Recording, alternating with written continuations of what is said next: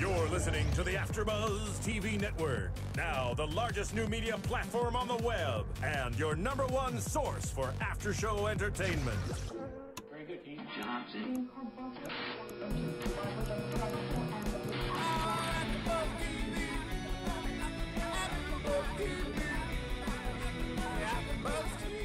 From the AFTERBUZZ Studios in Los Angeles, California, presented by Maria Menounos and Bing.com, and streaming live thanks to Akamai Technologies, this is AFTERBUZZ TV's Desperate Housewives After Show. We'll break down tonight's episode and get you all the latest news and gossip. If you'd like to buzz in on tonight's show, you can buzz us at 424-256-1729. That's 424-256-1729. And now, another post-game wrap-up show for your favorite TV show. It's AFTERBUZZ TV's Desperate Housewives After Show. Hey everybody, how you doing? I am Derrick Shore. Welcome back to another week of Desperate Housewives, Season 8, Episode 17. And look, special guest Roxy Striar, she's back with us. Am I considered a special guest now? Well, you've been gone for so long that the audience probably doesn't know who you are anymore, but I'm glad to have you back. That makes me sad. No, we could never forget about you. Of course not. Okay, but at least I know our intro, okay? So I have to start out by saying... What is this new intro? Hello, everybody. Bing is for doing, so we are here doing another AFTERBUZZ TV after show, Season 8 of Desperate Housewives, Episode 17. But before we do anything else, our host, Derrick Shore, and also Roxy Striar, and now we do, you know, you drop do as many times as you can because that's Bing's whole thing. Wait, that's really the intro that we're supposed to be saying? By the way, fun fact, I actually know the guy who started Bing.com and sold it, and he is a gajillionaire. True story. I wish I had $1 gajillion in my left pocket. I know. You know what? I'm such a name dropper. It's annoying. And I know that we don't want to get caught up in Roxy's return as the excitement of this week's episode. I was kind of bummed out. I had such high hopes for this week's episode since last week.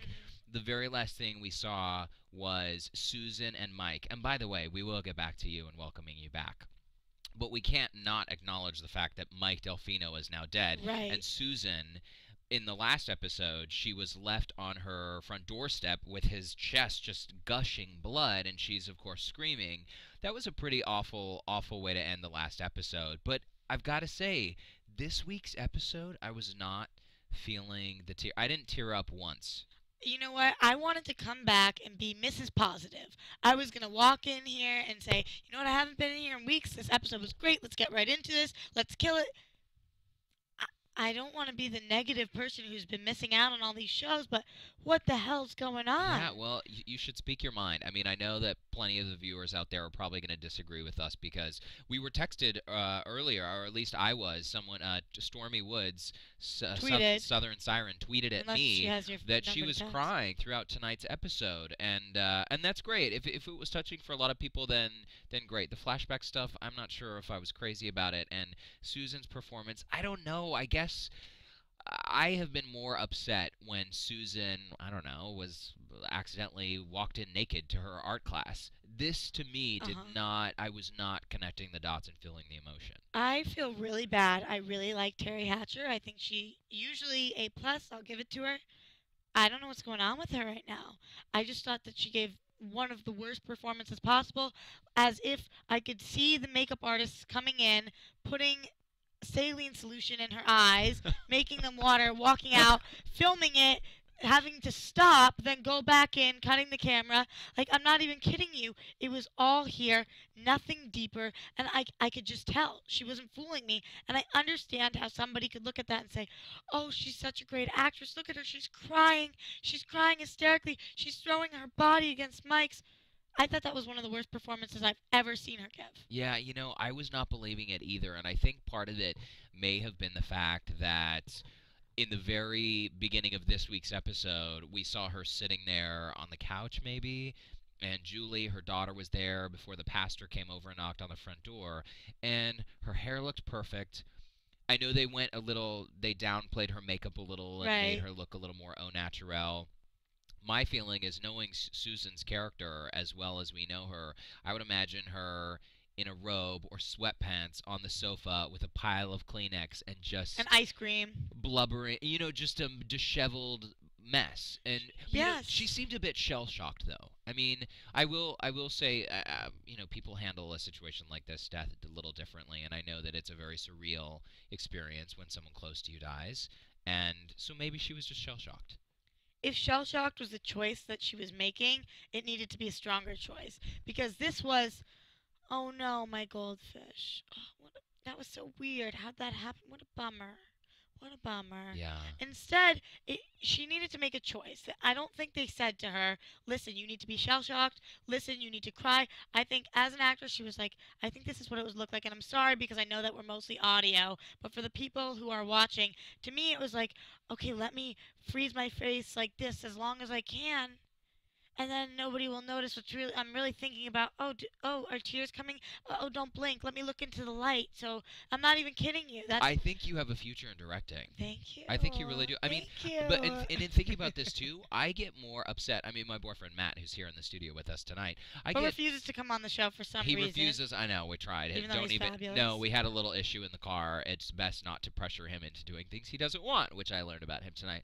But we were sorry. I was going to say. How can you get mad at Dimples? I know, he's so cute. Oh, he's so cute. I have more separation anxiety. I would look more upset than Susan did if Matt just leaves me for the day to go to work, or he'll go to the grocery store. I'm going to Philly this week for work. Thanks for that sound effect, Paul. I mean, it's true. I have to leave town for a few days, and I'm thinking, oh my gosh, am I going to survive without him? So, Susan, you're right. I think it was a little downplayed, and I wish you had directed the episode, Roxy. Oh my gosh, I would have killed it. No, I would have no idea what I'm doing. But also, Julie, she just didn't care which outfit. Which one looks better? Like, I get that you're trying to comfort your mom and that this isn't your father, but you gotta care a little bit. I mean, you are too young to be so bitter, Roxy.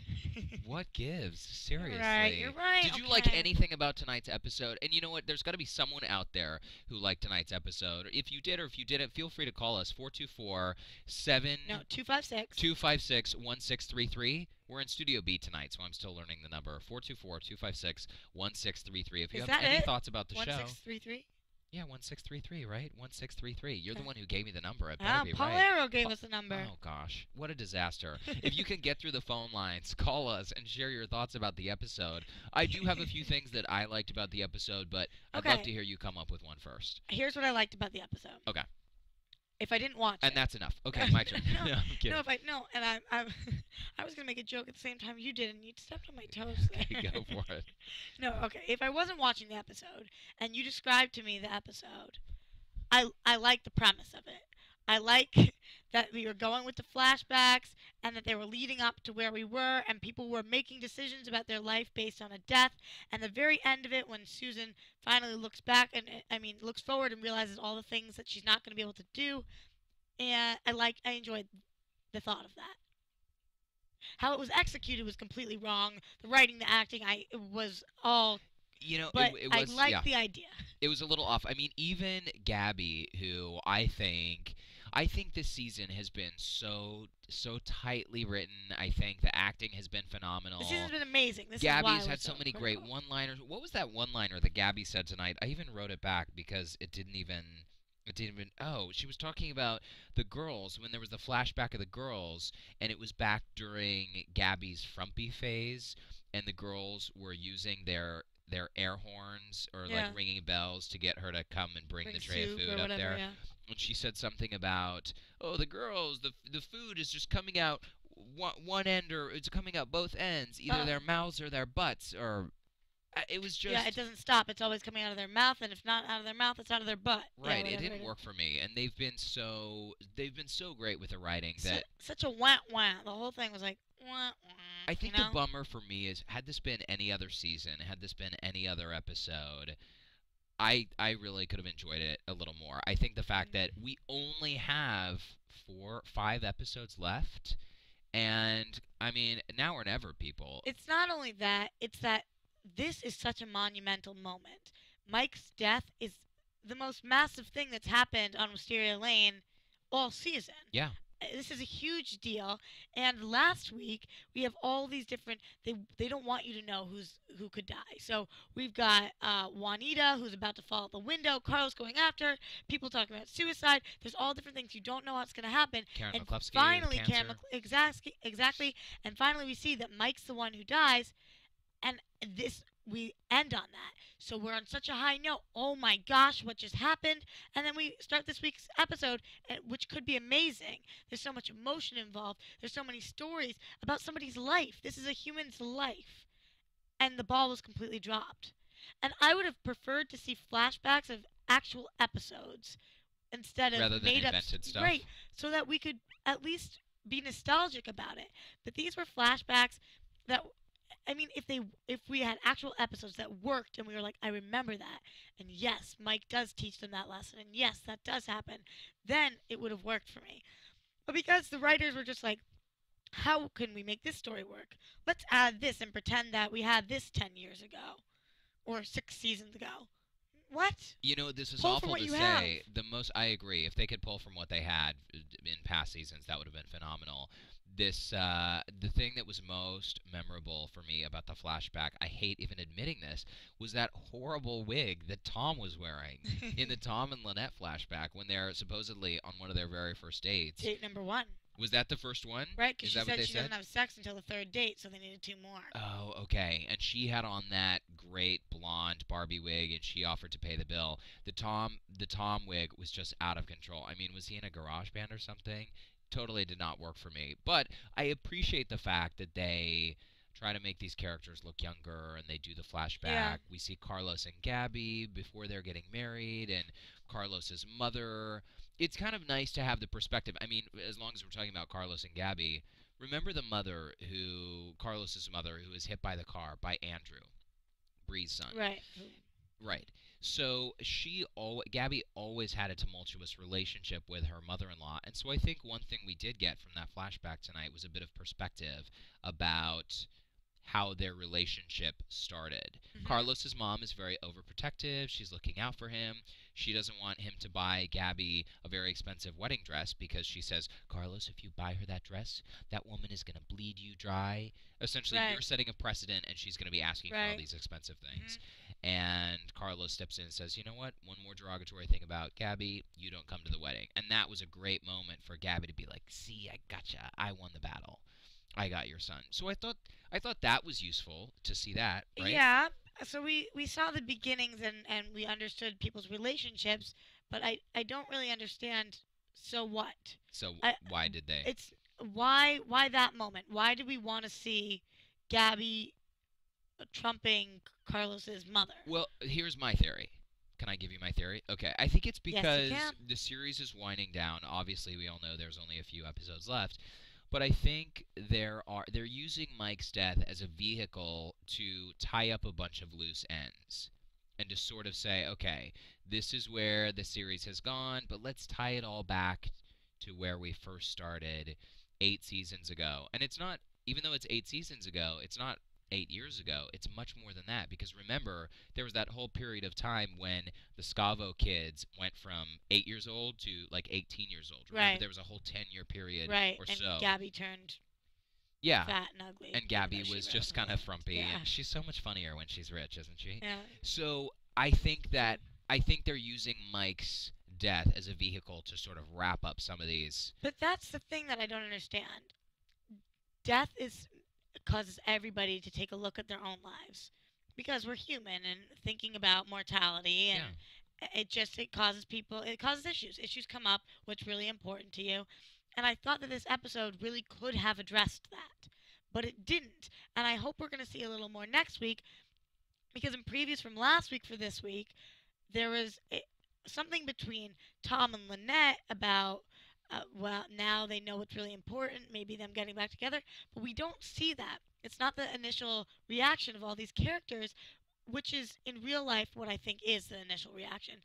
this person's dead, you mourn, but you also think about your own life. Of course. No, but I And think I didn't there was see that. no, there was a bit of that because think about the scene in last week's episode. Carlos announces to Gaby that he wants to quit his job. Right. He feels like he's been taking advantage of people, and so he wants to do something that's going to help people for the greater good.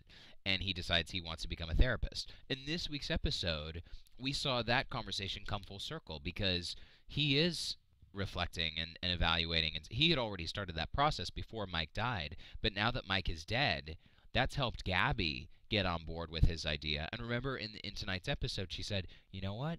If you want to become a therapist, if you want to leave your job, that's fine. I will support you. So in some ways, I think people are examining their own lives. And that's been kind of a recurring theme these past few episodes where we've heard these reminders. If you love someone, you should tell them. Tell them before it's too late.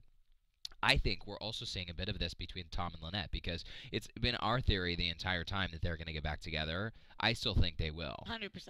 Okay, good. Because last week when you weren't here, Jane really made her move. I mean, you saw last week's episode, right? Yeah, today. I called her a raging bitch in last week's episode because I thought, you know what? I hate her. Too soon. It's 3 months after the separation with Lynette and Tom, and already Jane is pissing all over the place to leave her mark. Oh, that's such a crude reference, isn't it? That's disgusting. Sorry, folks, but it's true. I didn't even flinch. I thought that it was It's fine. like she's lifting her leg and pissing all over her territory to let people know. Her territory. It's just gross. I mean, that character, in tonight's episode, too, we saw that when Tom shows up and Lynette is clearly having a hard time with Mike's death, and she says, I can't believe I'm not going to see him walk out of that door one more time. And they go to hug, and the moment that happens, you see Jane like, and she comes up and puts her arm on Tom and says, we should go, honey. Yeah, Ugh. puts her arm on Tom. This must be really hard for you, Lynette. Yeah. What a total cow. I really dislike that. And I think that this flashback did serve, as you were just saying, you don't think that it showed people evaluating their lives. I think Lynette and Tom. I get it. I think Mike's death is, I mean, as tragic as it is for some people, I think that it's going to be the catalyst that helps them get back together more quickly. Right, but I wish we saw a little more of it in this episode. But at the same time, why can't I think of the word? When you say something, you say the other thing, and they... Did you break the rule of no drinking before the show? I must have. Well, I certainly did. Contradict. But I had enough. The word I is only had 2. contradict. It's not a difficult Well, word. how many drinks did you have? 7.5. No, I'm about to contradict myself, and now I don't even... No, but... I don't even know what I'm going to say. This is just a huge I apology need to all of our viewers or listeners this week. Roxy, need get it help. together. I can hear people laughing in my I ear. know. That was a good sound cue. That I don't was a even- good sound I've cue. never Well gotten done, that one Paul. before. How was I even just saying? Oh, what I was going to say is I feel like at one point I wanted to see more, but then I also wanted to see what happened after, we see the death and then we see the funeral. It was the moments in between that we missed, so I feel like we missed a whole... You wanted to see them cleaning up the blood from her front porch? No, I didn't want to see that, but I didn't want it to skip to... There was no moment of all of a sudden she's holding him on the ground. Yeah. And then the next thing, people are putting on funeral clothes. Yeah, true. I didn't see anything in between, no moment with her there, and I think it was because they probably shot more, and the footage was probably so awful. I'm not even kidding. I'm not trying to be a bitch, but I really think probably there was more that they shot, and they couldn't even use it, because it doesn't go, he's down. The most devastating part was skipped over. I feel like they would have used that. Do you know what I mean? So I wanted them to jump to the future, but at the same time, I wanted them to give us more of the now. It was pretty graphic and bloody, though. I mean, in last week's episode, the more blood was spurting out. I mean, the blood was spurting out of his chest last week, and it was. I mean to laugh. It's not funny. No, it was horrible. I mean, last week when when we see the mobster reach out of the car and shoot the gun.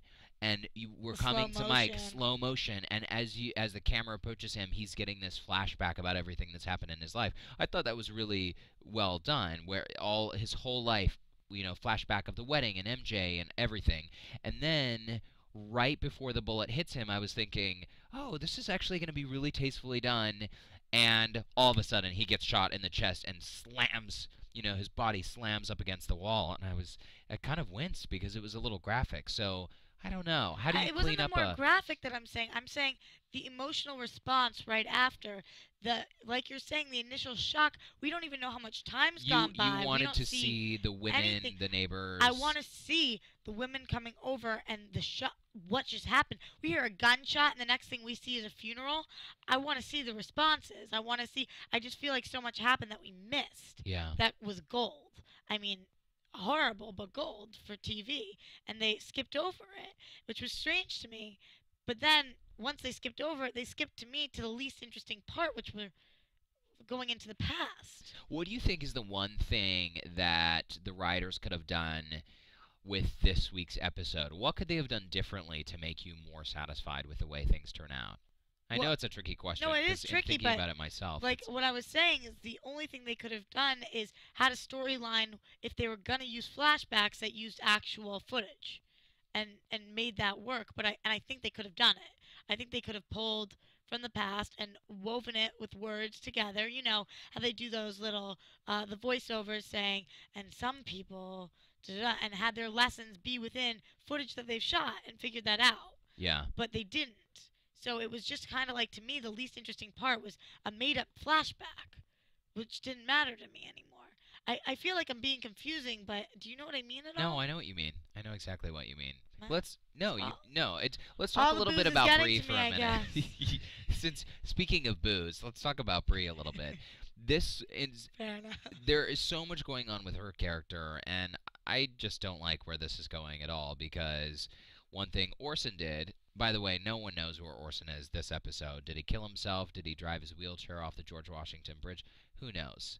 And Bree clearly is headed for trouble, because these police detectives, I think they're really trying to avenge Chuck's death. I think they're still really... You think they know that this has anything to do with Chuck's death? No, I don't think so. I don't think they've drawn that connection, but I think that because Chuck worked in the department and they had so many connections with him, they just thought... I mean, they even called Bree a bitch in this episode. They even said, like, that bitch is finally going to get what she's going to get what she deserves. And I don't know. I feel like she's being unfairly... Wait, I think we have a caller on the line. We have a caller on the line. Who's our caller? What's your name? Where are you Hi. from? Hey, can you hear us? Yeah, hi. My name is Susie. Hey, Susie, what's going on? Thanks so much for calling in. Hi, Susie. Hi, this is Desperate Housewives, right? Obviously. Yeah, right? yeah, and totally. And my name is Derrick and Roxy. I can't, but you guys aren't streaming live, but I remembered the phone number from, anyway, so I can't hear what you guys are talking about. So what are you talking about now? Oh, well, we're talking about tonight's episode. Did you have a chance to watch the episode tonight that essentially had the Mike's funeral and everyone's mourning his death? Yeah. So what? Yeah, and I know what episode.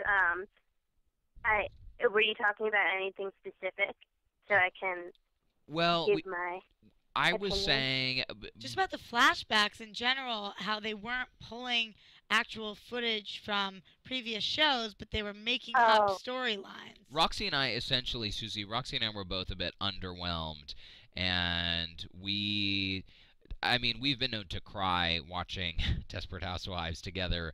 Tonight, not a chance. I mean, we were not feeling the emotion that some other viewers might have felt. So what did you think?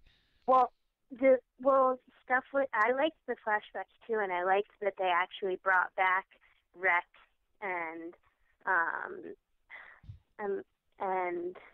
I think maybe Rex is.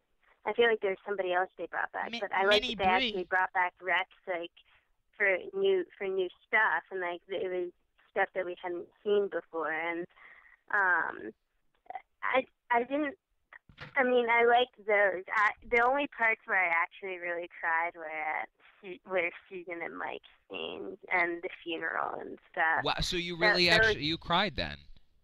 Yeah, yeah, I did. I was Susie, actually like really crying, and it was I don't know, but just those parts, like the parts with Lynette and Gaby and stuff like that. They didn't hit me too hard, but what did I miss?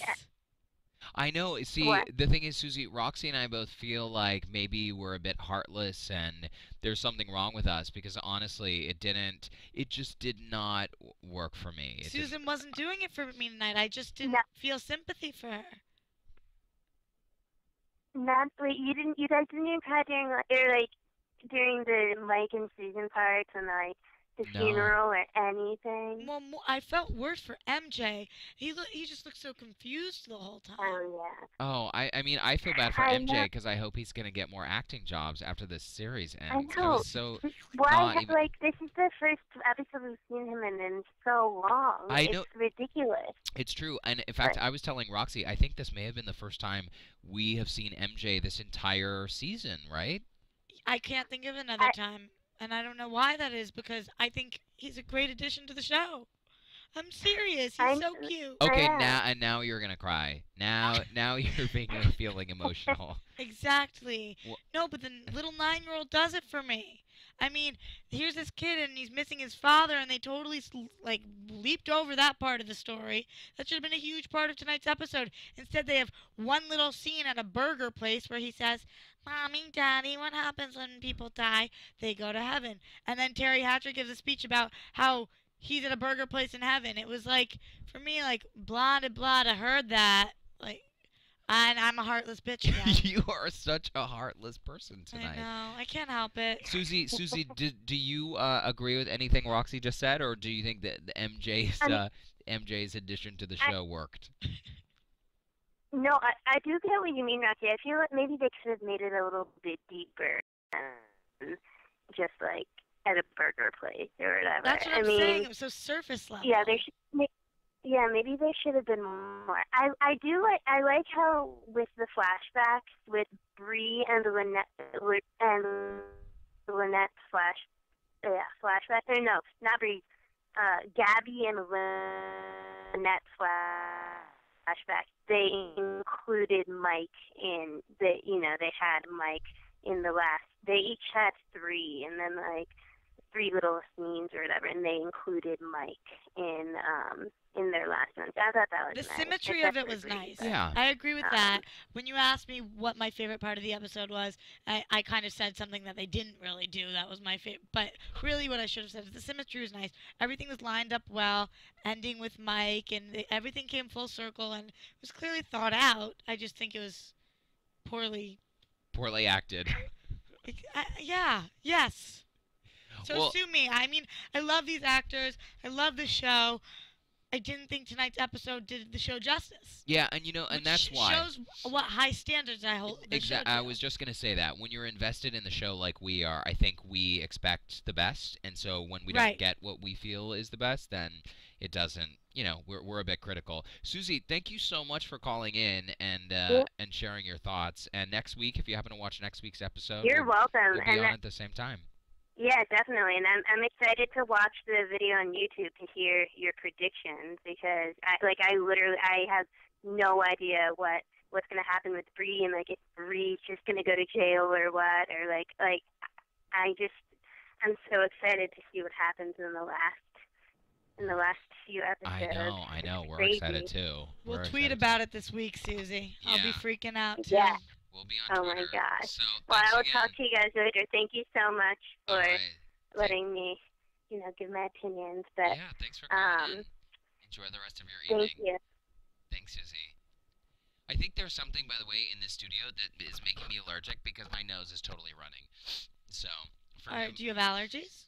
I totally do. Maybe it's our mascot Buzz. But as long as we're talking There is about Buzz. Bree a little bit and going to jail and keeping with the theme of flashbacks, what did you think about the flashback with her mom? When she was a really tiny girl and the mom was making the pie. Right. Okay. I thought this was an interesting thing for them to throw in because it was the only one of the flashbacks that wasn't consistent with all the other females. Bree is more difficult because everybody else had flashbacks with their man. Bree's flashbacks were about Bree. One was with Rex, but she didn't have a consistent man that she's still with. Right. So they had to think of something different for her. So they have Bree as, I would say, about a 8-year-old child. Yeah. I would say about 8. And it was almost like the writers decided, okay, in this 30-second snippet, we're going to explain Bree to you. and why she is the way she is. Because of this one moment as her as a child. To me, this was the most ridiculous part of the episode. I was like, but this was fairly well executed because it made sense with later on when she's being interrogated. I understood why they included this. It just was strange to me that the lesson they were trying to teach, or what they wanted us to feel from this. Were they trying to just show us who Bree was, why she is the way she is, or were they trying to tell us not to put masks on? You know what I mean? I couldn't tell what the point of this was. I think the problem is when you try to distill a character down into a 30-second experience, right, that it just comes off as kind of hokey and silly, and the whole mom scene did not work. In fact, I found Bree's mom to be a little creepy and freaky, but not unlike... But like she could have birthed Bree. Oh yeah, absolutely. And I certainly have known plenty of women in my life who have always said, well, you should never let people know when you're sad, and you should always keep a stiff upper lip. And I'm sure we've all known people like that. But how much more powerful would it have been if they then jumped to a clip of Bree that we've actually seen before, of her doing something, and we were like, oh, that's why she did that. Now they're just making up a whole nother storyline of her with Rex, when I'm positive they looked through all the footage, they definitely could have found a moment where Bree had a mask on. And then they just, in voiceover, would have told the story? No, even if they jumped to that story and then jumped to real footage, you know? Like, if they're trying to explain these characters, and that was Bree's original backstory, if they had all of these had one original backstory, then jumped to footage, and then jumped to present day. Don't you think fans, though, get a little bit miffed when... Because what if people are thinking, oh, they're just using all this old footage and cutting it together? What? Were the actors unavailable to shoot a new episode this week? What's the deal? You know, I mean, because people could have been equally dissatisfied with that method as well. And I could have been one of those people. So yeah, I mean, maybe I'm just being a big shit talker tonight and saying Can you even say that word on the air? I do it all the time. Oh gosh. I'm still in Jersey Shore mindset. Oh, so yeah, I'm drunk and I'm gonna swear, okay? No, but seriously, I think that you're right. These final few episodes, it's gonna be very easy to pick on because. Think about everything we have to wrap up. Somebody's going to go to prison. Somebody's going to die. Ugh. Somebody's going to win the lottery. Please let Bree not go to prison. I hope that doesn't happen. Whatever it is, huge things are going to happen because this is it, folks. Like, we're down to the wire. So, yeah, I'm going to be nitpicky. And, yeah, I'm going to find issues. But it doesn't excuse the acting. And it doesn't excuse the writing. Yes, it can excuse some of the storylines. But the dialogue and the acting it's not excusable. I totally agree, and we'll take a commercial break in a second. But I think I think you're absolutely right. If this series, if we have more episodes, these final few episodes, if they're similar to the episode we saw tonight, this series is gonna kind of fizzle out into. But I don't think it will be. I think we're going up. I hope so. I mean, after this week's episode, I think we can only go up. But I really want to see this series go out with a bang and remember these characters fondly. And I want Gaby to be funny, and I want people to be okay. I don't want to. Bree being behind bars. I know. Well, here at AfterBuzz, we're staying positive. Okay, we'll try to stay positive. We'll take a quick commercial break, and we'll meet you back here in a minute. AfterBuzz TV. Hi, I was once like you, a lazy, angry loner whose only joy was watching TV and surfing the net. And, like you, after I'd see one of my favorite TV shows, I'd be so excited and have so many questions that I'd actually have to talk to my douchebag coworkers about it at the water cooler. Then I discovered AfterBuzzTV.com.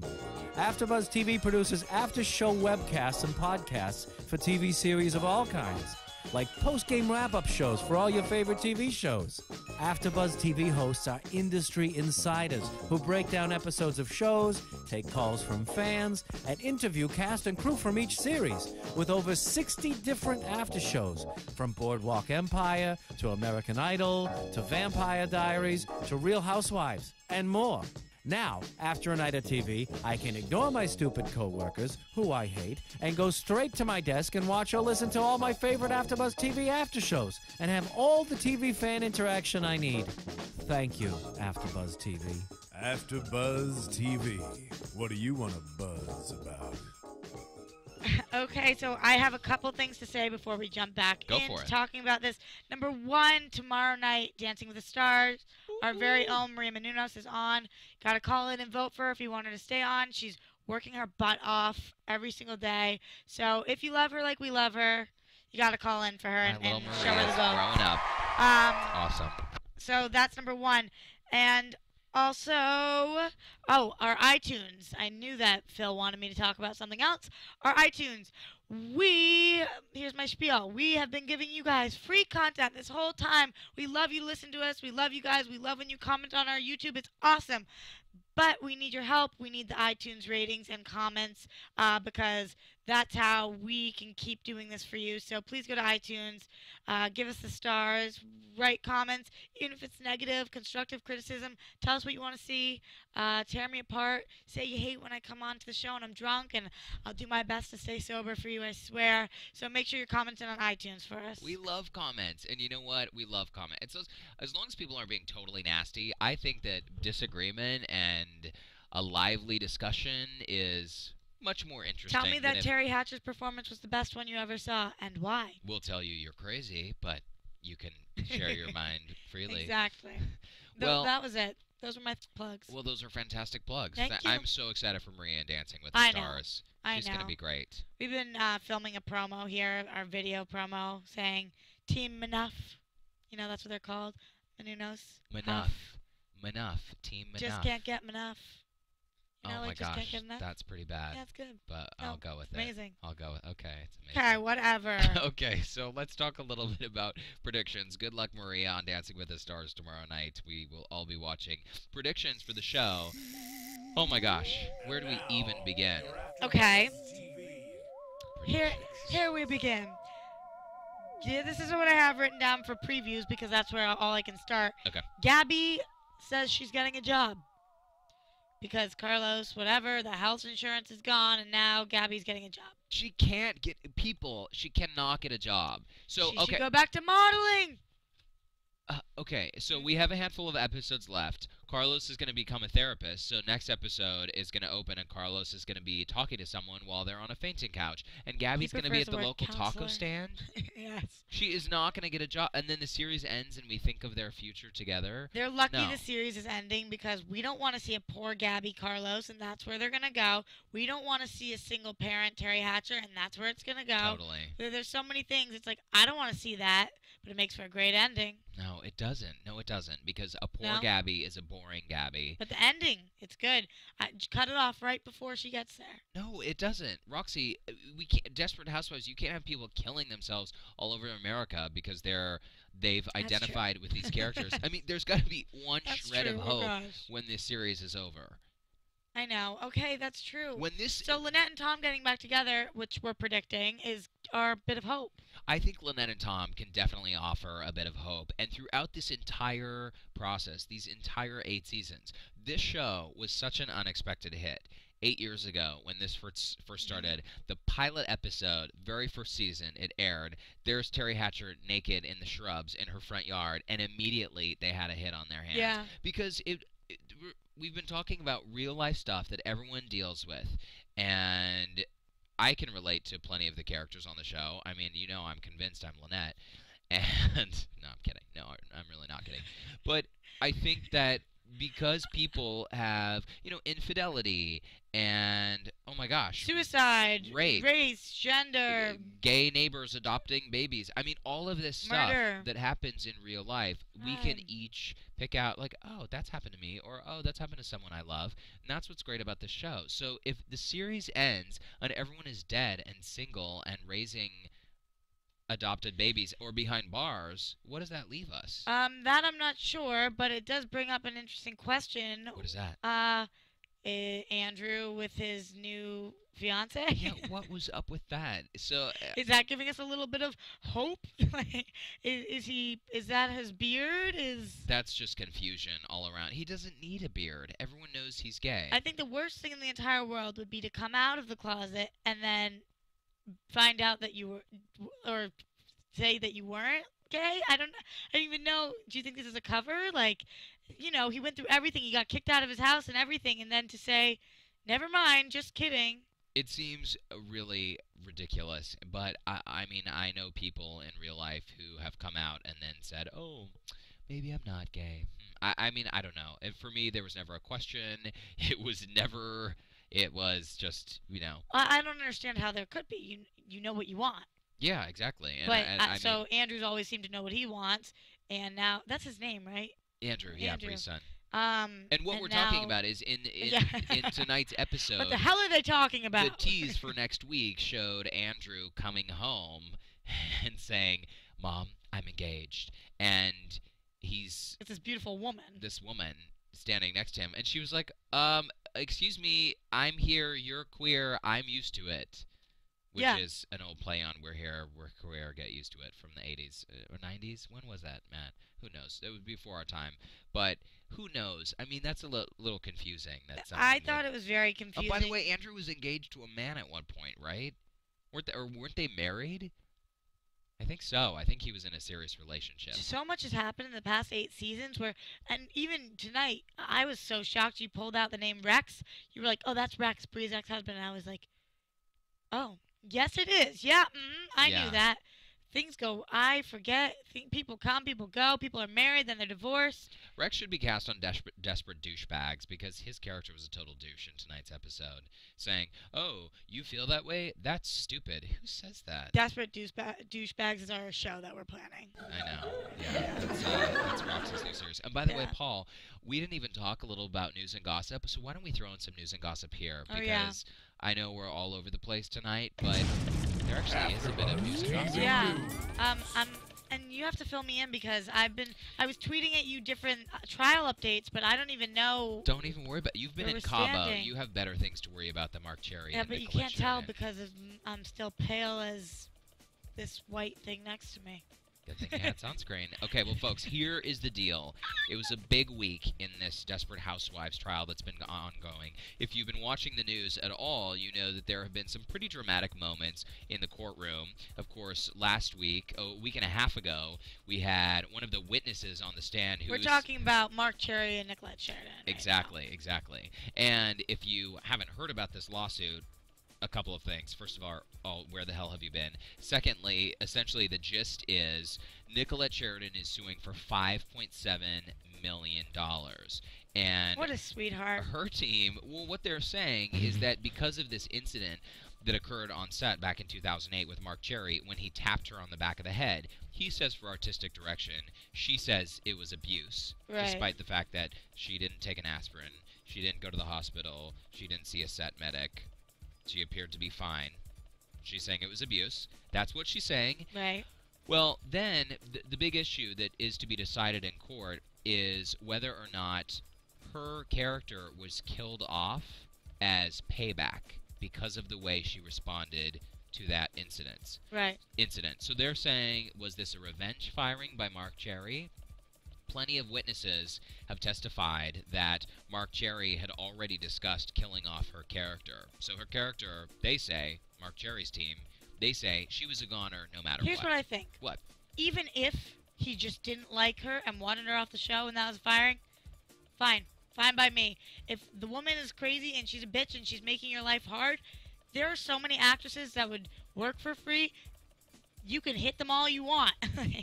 No, really don't do that. That is abuse. But tap on the back of the head, that's fine. I will take your job in 2 seconds. Any other working actress would love to take that job. Fire her. If she's not grateful, kill her off. Well, one thing that's my opinion really on important to know, Nicolette Sheridan made $4 million during her final season. So even though her character was killed off and she went packing, she got sent packing, she still made quite a bit of money, not to mention the money she's currently making from reruns, and she will continue to make And she's pissed because she can't get hired now because everybody in the business knows how badly she sucks. Oh my gosh, there are plenty of Lifetime movies that she'll be starring in. Don't worry about that at all. Plenty of that. Okay, I don't know, Paul Arrow. What's going on? So, and you know, it's a fun fact for you tonight, Roxy. How much money do you think Desperate Housewives has made? Is anyone even paying attention? How much money has Desperate Housewives made? How much has Desperate Housewives made since the beginning? What, the show? The show. Yeah, how much money has the show raked I don't know. in? Over $1 billion. Yep. Yeah, they have. Over $1 billion since season 1. So this is a pretty big deal. And you know what? Nicolette Sheridan wants her little slice of the pie as much as she can eke out. But, gosh, we're all over the place. The jury is deadlocked. And they came back this week and they said, I'm sorry, we cannot reach a verdict. Nicolette Sheridan's team thinks that they're being a little more sympathetic to her. The women on the jury outnumber the men. So that's important to know. By how much? I think it's 9-3. 9 women, 3 men. Enough of Nicolette Sheridan. One of the actresses from Desperate Housewives has already signed on for another ABC pilot. It's Vanessa Williams. Ooh, who had no flashbacks or no screen time tonight, in so this episode. The show is called 666 Park Avenue, and Vanessa Williams... The devil? Well, she plays the wife of a guy who owns a really famous building in New York City, and supposedly there's some supernatural something going on. But this is big news because she is the first actress who signed a deal. None of the other women on the lane have. And Vanessa Williams signed a holding deal, a talent holding deal with ABC back in November, and it was just announced this week that she's going to pilot. She seems to have no trouble finding work. Absolutely. She must be great to work with because she gets job after job after job. She's been very smart. She's got all of her stage work. Of course, before Housewives, Ugly Betty was canceled. It shocked a lot of us.